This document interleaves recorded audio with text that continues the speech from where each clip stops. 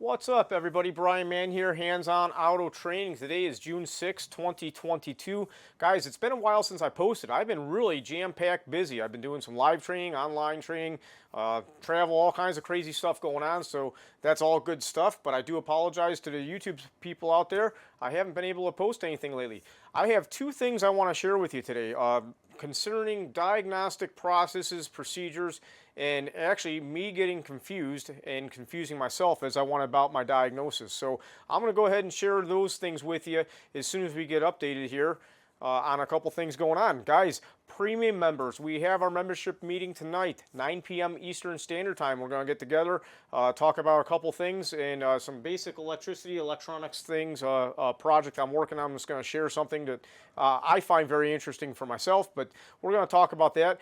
I want to let you know, Nathaniel, I have your, actually your U-Test Lead kit has been sent out. It's been shipped. I shipped that a couple days ago. You should be receiving that soon. Also, for those of you that aren't signed up for the Core Premium membership, we're giving away this Pico 2205A Picoscope at the end of this month, so be sure to check that out.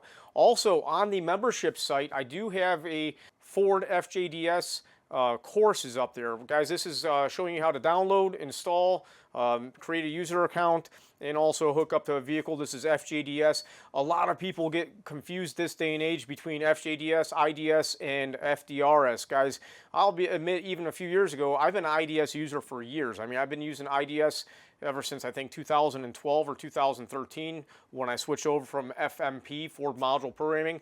I don't even know when they discontinued FMP and switched it to FJDS. I'm assuming it was 2018 with the advent of the Right to Repair Act and all that stuff. So really interesting things to talk about and go about there. But that is on the membership site. We got the download installation. And while I'm talking about FJDS, FDRS, I see even some pros getting mixed up with what's going on.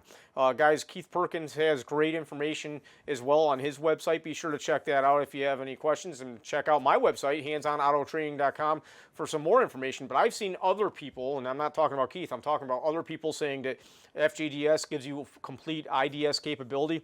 And it depends on the vehicle.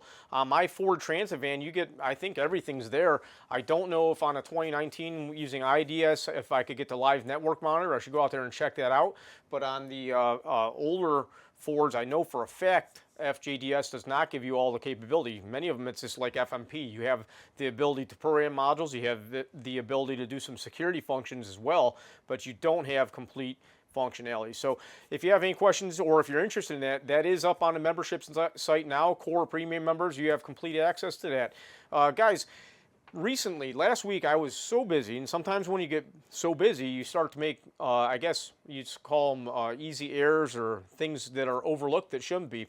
I was working on I think it was a 2009 Tahoe, or maybe it was a 2013 Tahoe, I can't remember, with a communication issue. Guys, this thing had a lot of communication stuff going on. I was going underneath the vehicle to get to the fuel pump control module and a chassis control module or suspension control module and all that stuff. I left my scan tool plugged into my DLC breakout box up in the vehicle. So the vehicle goes up in the air. Here I am working on this thing, monkeying around. And I basically find that I disconnect one chassis control module and things come back to life. Everything's looking good. But I decided for some reason to check my resistance of the network going both ways. You know, on a GM, we disconnect a module. We can go either way for our CAN bus. 220 ohm resistors is what we're expecting on either end of the system. I test one way, I got 120 ohms. I test the other way, I got 60 ohms. I'm like, wait a minute, 60 ohms? What's going on here? So long story short, the vehicle door was closed. I let the vehicle down. I unplugged the engine control module. I go back to the same place I was testing. I still have 120 ohms with the ECM disconnected. I'm like, what the heck's going on? Well, long story short, I phoned a friend, Daryl, thank you. I'm like, man, what's going on here? He's like, did you unplug your scan tool? I'm like, no. So my MDI2 was actually providing a 120 ohm resistance into that network along with the other 120 ohm resistors. So guys, that was really interesting to me. It was over my head for the moment. Sometimes we get so lost in a forest we can't see the woods or whatever they say that saying is, and that's what happened to me there.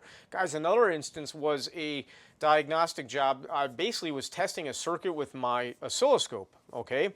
I'm using my 2205A, the same scope we got back here. I was using that oscilloscope to test the circuit, the scope was still probed into the circuit and I had forgotten about it.